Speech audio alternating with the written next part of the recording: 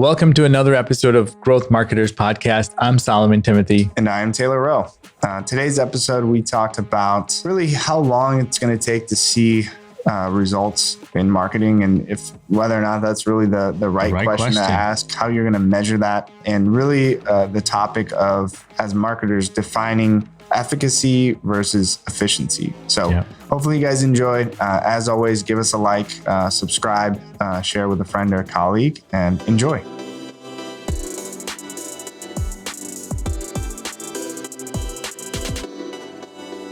All right, Taylor. So we're back in the studio trying to do another podcast. Super excited about this topic. One of the questions I get, and I'm sure anybody in digital marketing gets this: how soon can I see results? Right? How fast can this campaign start producing results for me?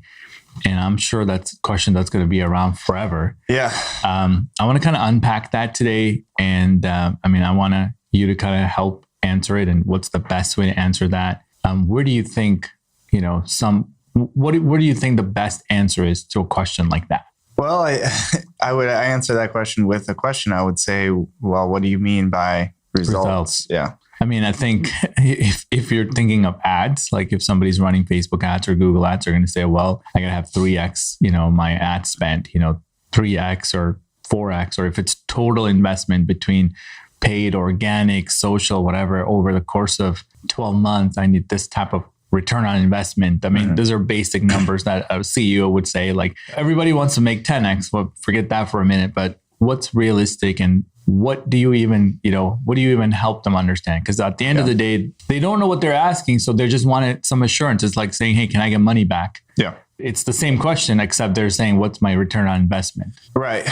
In marketing in general, it's never really a question of like, can it work or will it work? It's a matter of, how do we make it work? Correct. And so a lot of times we talk about with our clients, like tracking micro KPIs versus macro KPIs, or like leading indicators versus lag measures. And I've been thinking more and more about this a lot more lately. And whenever you have a new, especially someone who's never done any sort of marketing like this, or you're trying something new, which for a lot of people listening to this podcast, for a lot of B2B organizations, even though this is, 2021 now, this is like the first time that they've really gone into digital marketing. And I think the current state of, the world that we're in has led to that of we can't go to trade shows. We can't do these kind of traditional efforts. So let's put our budget into digital. And so it's our first kind of, effort that looks anything like this. So I think when you talk about getting results, I think there's you talk about get results, and then you said, okay, well, what is our ROI? So there's a big difference between the efficacy of our campaigns and the efficiency.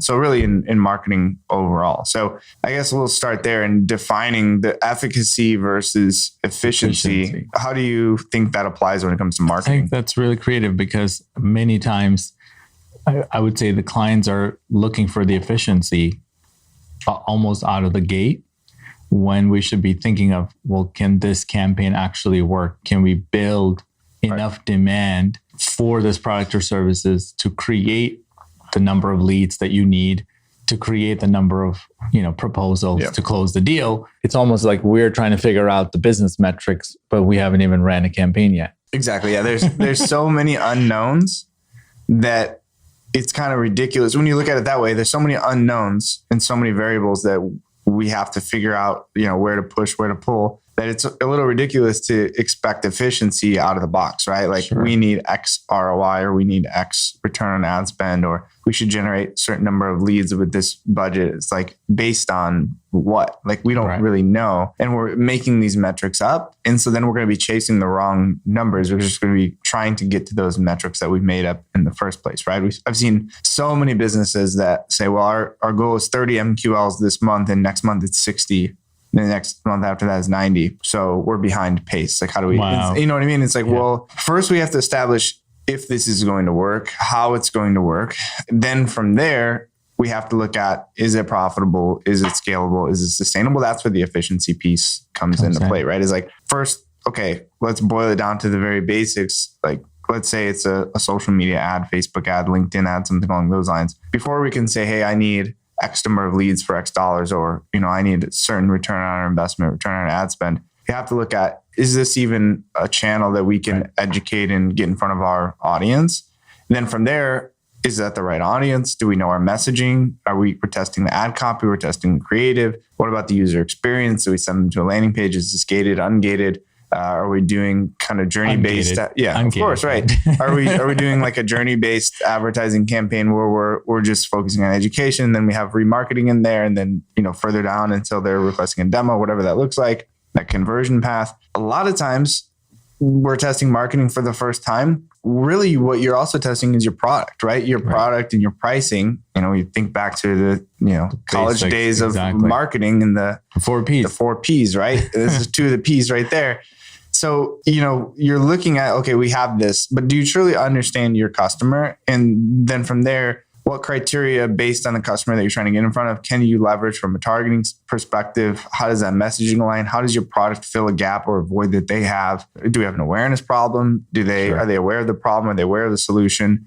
How do we drive product consideration at the same time? All of these variables we have to test. And then on top of that, if that's not enough, it's forever a moving target, right? Because just what was it last week, 2 weeks ago, Facebook updated their iOS 14. Right. So now the targeting criteria and the reporting changes. So it changes the way that we run ads on Facebook. And that's one platform. Now you have Facebook and LinkedIn and Google is constantly changing every day. Our competition is likely doing the same thing that we're doing. So they're trying to evolve and adapt and get better and better. So the customer is always changing, right? Their needs are changing if you're selling a software, new software solutions are coming up in the way that they go about their business. They're finding better ways to be efficient at their job. So maybe the original reason you created your software isn't as big of a pain point because they found an alternative solution. So this is constantly evolving. And so to expect a campaign to be efficient right off the bat is a little bit ridiculous if you've never done anything like this before. First, we need to see if this can be effective. And when we talk about efficacy, our metrics for judging that should be way different than our metrics for efficiency. Efficiency should, of course, be on ROI and return on ad spend and those metrics. Like those are scalable metrics. Like that means you've ironed out all these other details that we're talking about, right? The beginning of it is just, can we reach our audience through this whatever particular channel, platform? A lot of times it's more platforms than one. So all of those variables I just mentioned are now multiplied by 3 or 4 different channels. So that's what you need to test first and you need to understand. And so you need to buy into this idea of this process. You're building a testing parameter. You're building testing process rather than, okay, I spent X number of dollars on this channel and I didn't get the certain return on ad spend I was looking for. So that channel doesn't work. Yeah, I get that a lot. So think of those people that says Google Ads, it doesn't work for me because we ran Google Ads like 3 years ago. We had an agency, we had an internal person run it. Oh no, it doesn't work. It's too expensive. It doesn't work. Yeah. I would say that's the kind of problem that you face if you just literally say this platform doesn't work. 95% of Google revenue is from ads. So what are all these people doing wrong? Yeah. Giving millions of dollars to Google. I think part of it you have to look internally as well is the structure of your company, your team, or your sales process, partners, your sales process. I would say the sales process has a lot to do with your ROI Sure. than the campaign, right? You can generate leads, but if you don't follow up or if you don't have a good process, you don't actually do anything with that lead, you're not going to get the ROI. The ROI is actually at the end, the cash register. Yeah. Right? That is the actual transaction. That's the ROI they're referring to, even though marketing only pays a third of that role, in my opinion. Yeah. We can get them interested, show them the landing page, have them fill out the form, make a phone call, then we have to stop. Yeah. And the other thing is like, just like I was saying with the structure of the team, the technologies, whatever, it could be your sales team. Like, is that aligned with what you're trying to accomplish in the channel? So that could also be the issue with the efficiency. It's not that it can't be effective. It's like you don't have the resources. Like content creation and promotion is effective. It's not efficient right now. The reason it's not efficient is because you can only create one piece of content a month, right? Because of the way your process is set up. So you have to also, look in the mirror and constantly as marketers, like we're chasing this endless pursuit of perfection, right? Because like I said, it's constantly evolving and changing. So we need to adapt. We need to improve.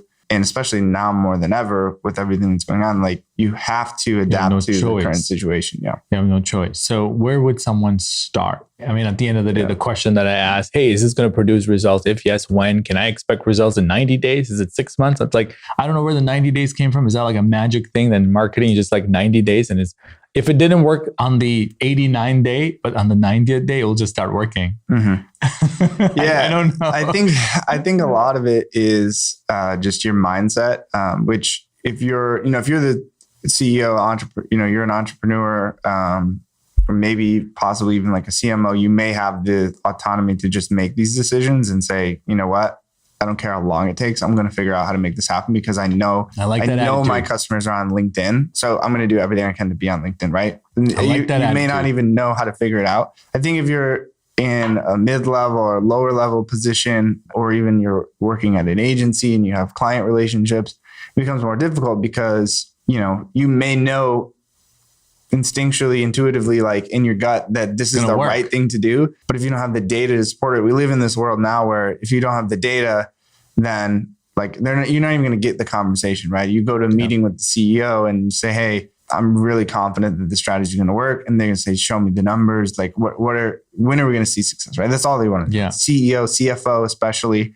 they're not thinking like marketers. So if you don't have the buy-in internally top down, it is going to be tough. I think that's the first thing is the mindset. And then, like you said, where do we start? I would go back to what I just said about a little bit, just instinctually, like you have to know your customer, and then you have to look at like, okay, put yourself in your customer's shoes. People say that all the time, but truly, if you understand your customer and what their job is, what are they trying to accomplish, and how your product or service will make them better. Like forget about all your features and, benefits, tool sets, all the kind of things, like all this marketing, tech jargon that you would typically say, and look at, okay, if I'm in this job, like I sell my software, I sell to VP of sales, like what do they care about? What is their job day to day? And how do I make them better at their job? And how does that impact them? And then how do they learn? How do they gain information? Where can I influence their world of, decision-making and thought, development, right? So how do I get in there? And then how do I position myself as an expert? How do I provide value to them?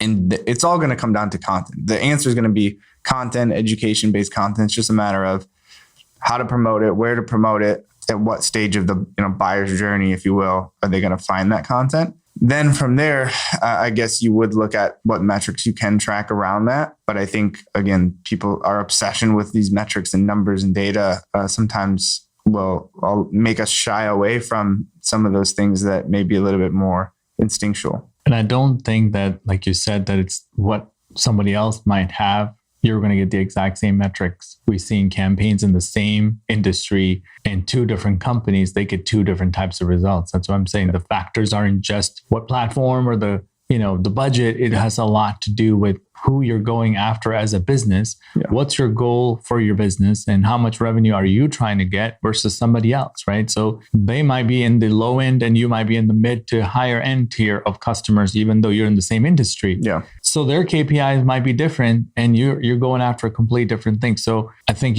it's not about the results per se right up front. It's, I guess, like you said, figuring out how do we reach the audience and how fast can we do that? And if we get those types of clients, is there enough demand for our product and services? And what are we going to do with those leads once that enters into our pipeline? Yeah. And we have a system. What are those variables? Just identifying everything. What are those variables that we need to test? How are we going to test it?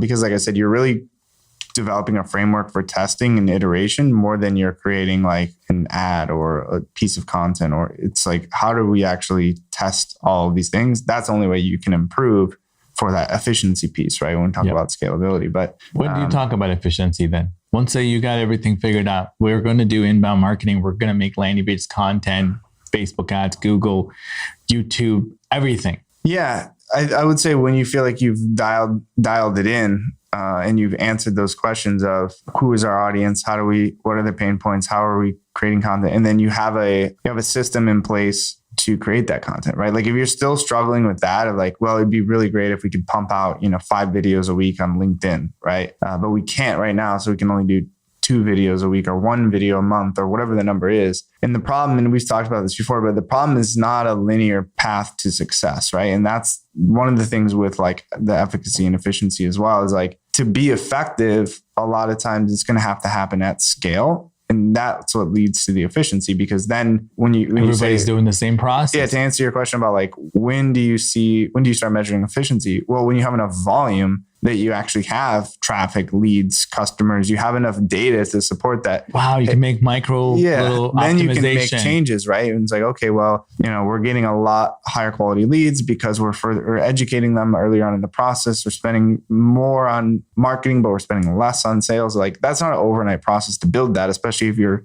organization is the other way, where you have a lot of infrastructure and sales support and not a lot of marketing. So it's going to take time to get there. But forget what I was saying about the efficiency. Yeah. I mean, back to, I guess, the timeline that you're going to see results. Like you have to understand those variables that you're testing. And then from there, you just focus on those metrics. Yeah, those individual variables that you can control, right? Like if there's unknown, then you're not testing anything because there's too much. Like micro testing, you have to, if we're going to test this audience, you have to test this audience with 5 different or 10 different or 20 different ad copies, creative, those kind of things, versus a different audience with, the same kind of thing. So it's like, this has to happen at volume. I got you. How much time are you thinking before you can go from efficacy to efficiency? It's different for everyone. Yeah. I mean, it's going to take time. I think, like you said, maybe that 90-day, the reason people say 90 days is just because you get to that certain number of volume. 90x, 90 days. Yeah, I don't know. I really don't. I mean, I think some organizations, if you're Apple, you can get things done in 90 days. If you're flexible, you're scalable, I think you can get there in 90 days. Otherwise, it might take 9 months. It might take. I certainly agree, because like once you define what you need, it takes a lot of time to create the content to get to a place where you're actually seeing any leads come out of the system. Right. And without that, like you said, you can't change or optimize or tweak. There's nothing to tweak. We're still building the engine. Yeah. Maybe that's the word. Right. I mean, one of those the biggest variables around that is just your brand awareness and your audience, right? Yeah. Because if you can do, like you said, Apple, like they could do something in 90 days. In 90 days, you already have that audience, that following, right? I mean, but it might take you 9 years to build that audience and following, that people don't see that, right? And so, yeah, there's a lot in there, but I just wanted marketers to kind of start shifting their mindset away from, because it's possible to have 10 times return on investment or whatever that is, doesn't mean you're going to have 10 times return on investment tomorrow. It's, well, how is this going to work? Can it work? Will it work? Now, is it working? And then to what extent is it working? How do we scale it from there? Get it? And when you can scale marketing, you have to remember they got to scale the sales side too. Because there is a point where you can't even follow up with leads because there's so many leads coming in, and then you start to dwindle.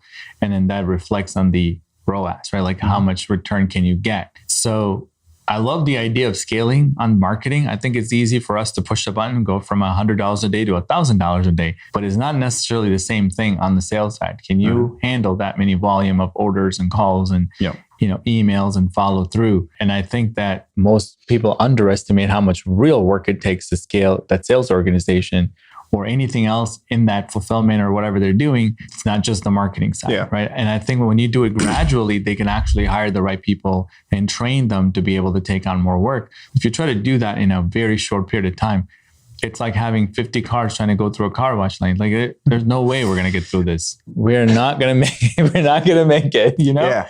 You've seen it, right? You've seen when Starbucks has big of a line, people are frustrated. They can't get it. Now you're going to have customer delight issues. Right. Yeah. You're aggressive on the marketing side. Yeah. It's exactly what we were just talking about. Is like, just as the marketers have to adapt, the salespeople have to adapt not only to the volume, but to understand the process, the new process, right? If we're doing marketing the right way, maybe different than, the cold calling, outreach, outbound sales process, maybe a little bit different. What you said reminded me of what I was trying to say earlier. When you said, hey, we could scale this on marketing, spend $100, spend $1,000, spend $10,000. Yeah. I think one of the problems is, as marketers, there's this belief that there's like a linear path to success where, okay, hey, here's our strategy from the marketing perspective. It's going to cost we need to spend $100,000 a month, right? So this all in, we're over $1 million marketing budget. Here's all the channels. Here's, agency fees, this, that, whatever, what we're going to spend. Okay. Everything sounds great. And the reason we came up with this budget, there's a scientific, sort of hypothesis behind it of certain volume and cost is going to create the content, all these kind of things. But let's just see. Now this goes back to the opposite of kind of what we're saying is like, let's just test the efficacy of it. Right. And let's do 10% of that. Right. So not $100,000 a month, we'll spend $10,000 a month. And they expect with 10% of the effort, you're going to still see 10% of the returns at the same ratio. Right. And that's where that efficiency comes in. It's like, well, if we were supposed to get $10 million in return and we only do 10% of the effort, now we should still get $1 million in return. Right. Yeah, but we know that that's not the case. Right. Is that you're just not going to be doing enough. There's a volume equation that you have to hit, right? And that's part of the problem when understanding the efficacy of efficiency. It's not just understanding and defining it, but it's measuring the metrics accordingly. Like if we're trying to measure the efficacy of this, we can do it with a portion of the budget, maybe, as long as we have enough volume. I agree. But you can't measure the return on investment and hold that to the same standard and then think, okay, we just scale that up and we'll get the same results. There's so many other variables that come into play there. I think you're absolutely right.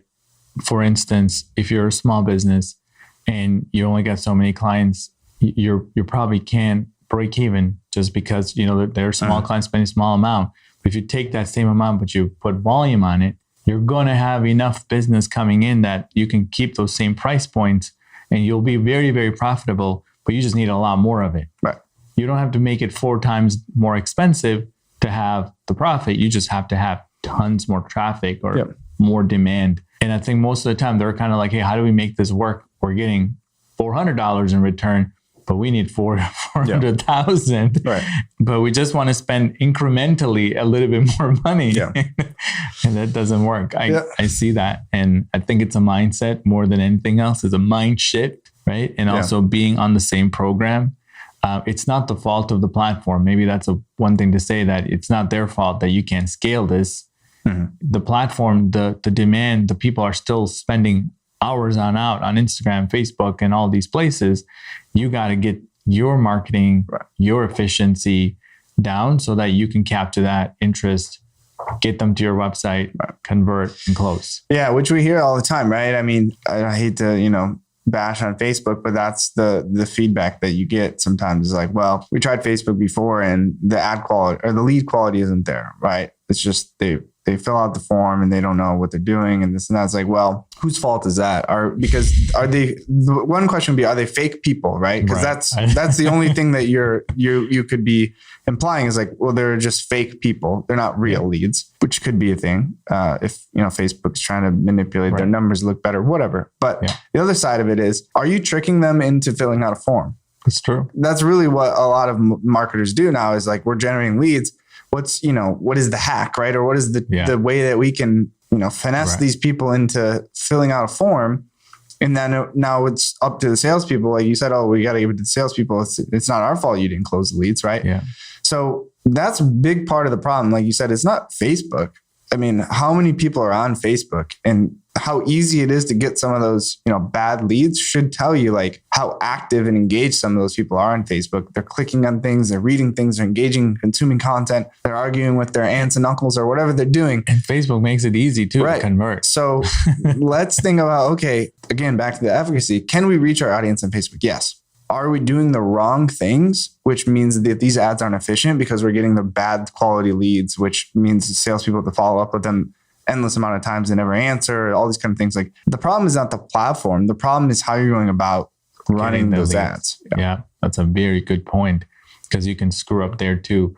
Wrong strategy on the right platform leads to bad results. Right. And you're complaining about the platform, but it could have been the wrong strategy all along. Yeah, I mean, it just comes down to understanding the customer. Like they're on Facebook to do exactly what I said. They're looking at, memes and content and arguing with their, friends or whatever.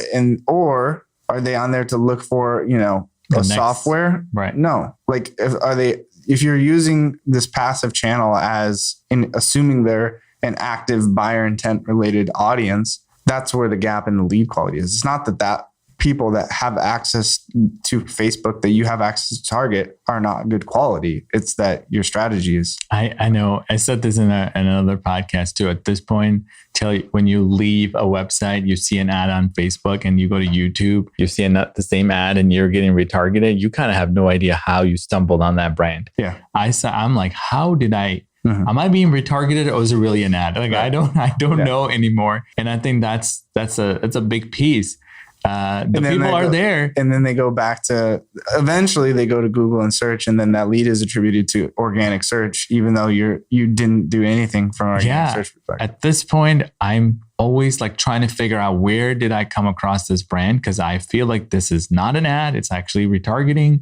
And it takes me a lot of time to figure that out. And I'm telling you, if I can't figure that out, how I stumbled upon a brand and I pay attention. You pay attention, right? Most people have no idea if it's being targeted by Facebook or is it more of a retargeting from something else. But anyhow, it's a really difficult place, if you're trying to figure that out. But long story short, it works.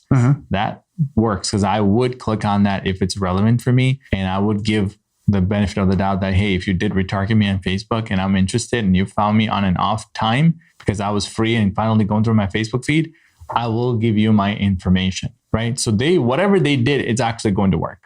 Yep. But how do we wrap this up? Where do marketers go from today? What do they do? What's the next item that you want them to do? If they're worried their boss is going to ask, we've been running Facebook ads, where's the return on investment? Yeah. Question everything, right? You have to look at the questions that you're trying to answer and like, are these even the right metrics that we should be tracking? It would be the first thing. Are we getting ahead of ourselves in expecting that we're going to see a return on investment in however many 20 days, 30 days, 90 days? I mean, I would look at it more realistically, almost like, you don't put money in your 401k and then call your financial advisor 3 days later and say, are we up? I saw somebody who was up 200% online, or we should be up 200%, right? Oh man, that's a good one. So I think there's, part of that is like, yeah, can you make money, in the stock market? Yes. How do we get there? Well, you need to have a strategy and a plan, whatever. I'm not a financial advisor, so I don't want to get into that. But I'm saying it's really not much different. Anything in life, there's no We're a marketing advisor. Yeah, there's no easy, route when it comes to success. So if you're expecting ROI in a short amount of time, it's not that it's not possible to get that ROI in that amount of time, right? Like you could launch a campaign that within the 30 days, 90 days, like you said, is profitable, but maybe it took you 3 years to get to that point.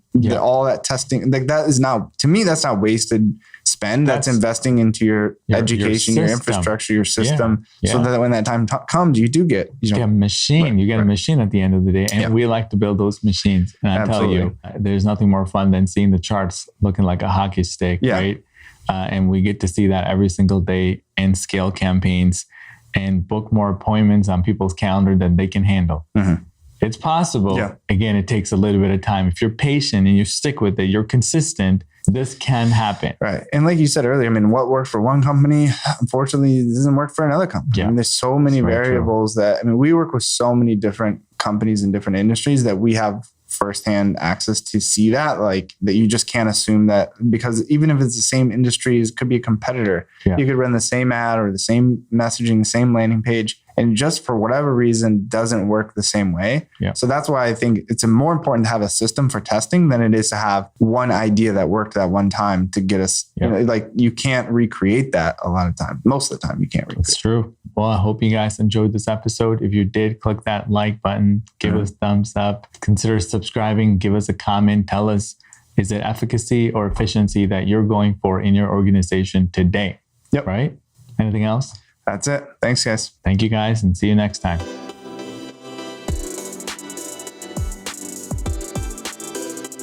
Growth Marketers is brought to you by One IMS, helping you reach new heights through integrated marketing.